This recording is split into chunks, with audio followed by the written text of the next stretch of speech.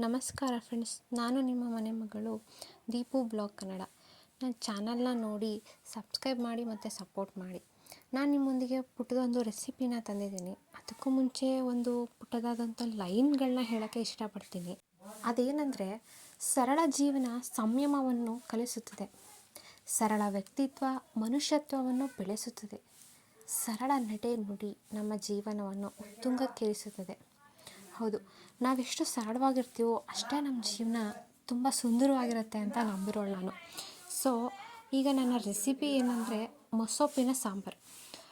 ಅದು ಎಲ್ಲರೂ ಮಾಡ್ತಾರೆ, ಬಟ್ ನಾನು ಯಾವ ರೀತಿ ಮಾಡ್ತೀನಿ ಅಂತ ಹೇಳಬೇಕು ಅಂತ ಅನ್ನಿಸ್ತು. ಸೊ ನನ್ನದೊಂದು ಸಣ್ಣ ಪ್ರಯತ್ನ ನೋಡಿ ಇಷ್ಟಪಡಿ ಖುಷಿಯಾದರೆ ನೀವು ಕೂಡ ಟ್ರೈ ಮಾಡಿ. ನೋಡೋಣ ಬನ್ನಿ ಅದೇನಂತ.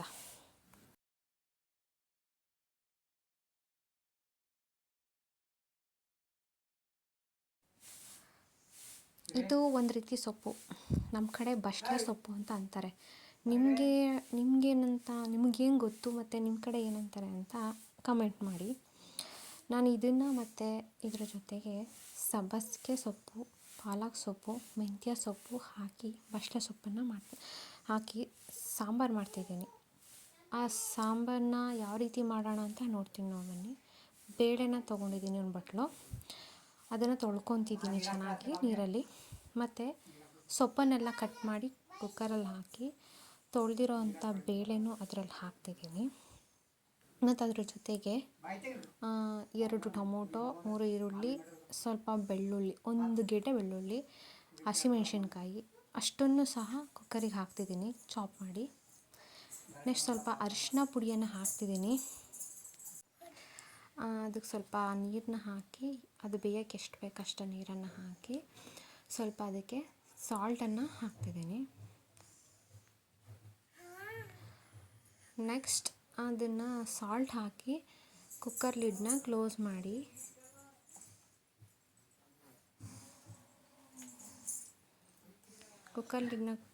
ಮಾಡಿ ಇನ್ನೊಂದು ಕಡೆ ಜೀರಿಗೆ ಮತ್ತು ಮೆಣಸನ್ನು ಹುರ್ಕೋತಾ ಇದ್ದೀನಿ. ಅದನ್ನು ಚೆನ್ನಾಗಿ ಪಟಪಟ ಅಂತ ಸಿಡಿಯೋ ಥರ ಹುರ್ಕೊಂಡು ಅದನ್ನು ನುಣ್ಣಗೆ ಪುಡಿ ಮಾಡ್ಕೊಳ್ತಿದ್ದೀನಿ. ನಾನು ಕಲ್ಲಲ್ಲಿ ಪುಡಿ ಮಾಡ್ಕೊತಿದ್ದೀನಿ, ಲಟ್ಟಣಿಗೆಯಲ್ಲಿ ಕಲ್ಲಲ್ಲಿ ಪುಡಿ ಮಾಡಿಕೊಂಡೆ. ವಿಶಾಲ್ ಬಂದಿದೆ. ಮತ್ತೀಗ ಒಗ್ಗರಣೆಗೆ ಈರುಳ್ಳಿ, ಬೆಳ್ಳುಳ್ಳಿ, 2 ಮೆಣಸಿನ್ಕಾಯಿ ತೊಗೊಂಡಿದ್ದೀನಿ.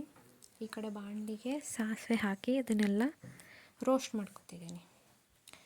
ರೋಸ್ಟ್ ಮಾಡಿಕೊಂಡು ಅದು ಸ್ವಲ್ಪ ರೋಸ್ಟ್ ಆದ ನಂತರ ಪುಡಿ ಮಾಡಿರೋಂತಹ ಪುಡಿನ ನಾನು ಮಿಕ್ಸ್ ಮಾಡ್ಕೊತಾ ಇದ್ದೀನಿ. ಮಿಕ್ಸ್ ಮಾಡಿಕೊಂಡು ಸ್ವಲ್ಪ ಅದನ್ನು ಎಣ್ಣೆಯಲ್ಲಿ ಬಾಡಿಸ್ಕೋಬೇಕು. ಹಾಗೆ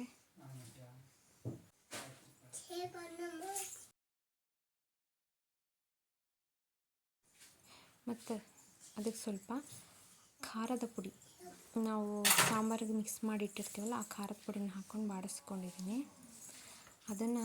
ಅದಕ್ಕೆ ಸ್ವಲ್ಪ ನಾವು ಬೇಯಿಸ್ಕೊಂಡಿದ್ದೀವಲ್ಲ ಅದನ್ನು ತಗೊಂಡು ಅದಕ್ಕೆ ಹಾಕಿ ಅದನ್ನು ಸ್ವಲ್ಪ ಅದರಲ್ಲೇ ಕುದಿಸ್ತಾ ಇದ್ದೀನಿ. ಚೆನ್ನಾಗಿ ಅದು ಕುದ್ದ ನಂತರ ನೋಡಿ ಹೀಗೆ ಮಾಡಿ ಅದನ್ನು ಚೆನ್ನಾಗಿ ತಿರುಗಿಸಿ ಕುದಿಸ್ಕೋಬೇಕು. ಅದು ಕುದ್ದ ನಂತರ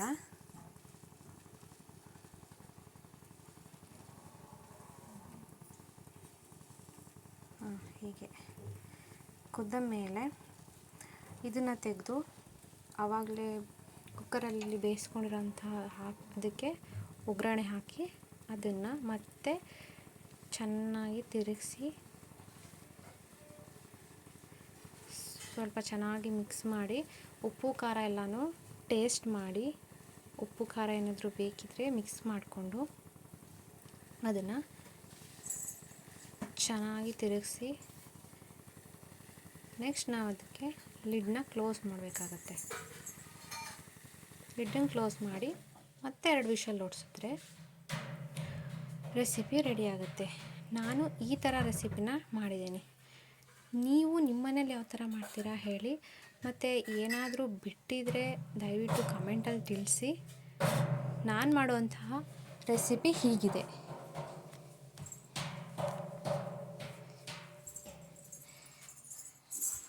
ನನ್ನದೊಂದು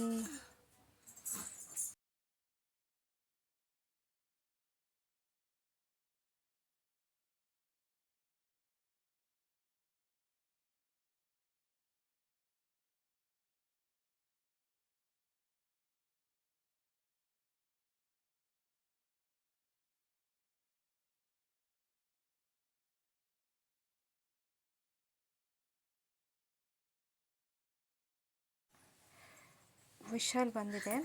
2 ವಿಷಲ್ ಆಗಿ ತೆಗಿತಿದ್ದೀನಿ. ಈಗ ಸಾಂಬಾರು ಹೇಗಾಗಿದೆ ಅಂತ ಚೆಕ್ ಮಾಡೋಣ.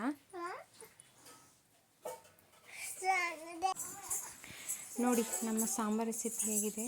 ನೋಡಲಿಕ್ಕೆ ತುಂಬ ಚೆನ್ನಾಗಿದೆ. ಇದನ್ನು ಅನ್ನ ಜೊತೆಗೆ ಸ್ವಲ್ಪ ಮಿಕ್ಸ್ ಮಾಡಿ ತುಪ್ಪ ಹಾಕಿ ತಿಂದರೆ ತುಂಬ ಅದ್ಭುತವಾಗಿದೆ. ನೀವು ಕೂಡ ಟ್ರೈ ಮಾಡಿ. Thank you for watching.